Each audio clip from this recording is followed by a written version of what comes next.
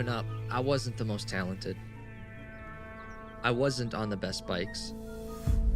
I was an amateur motocross rider from a simple Minnesota family. I didn't know much.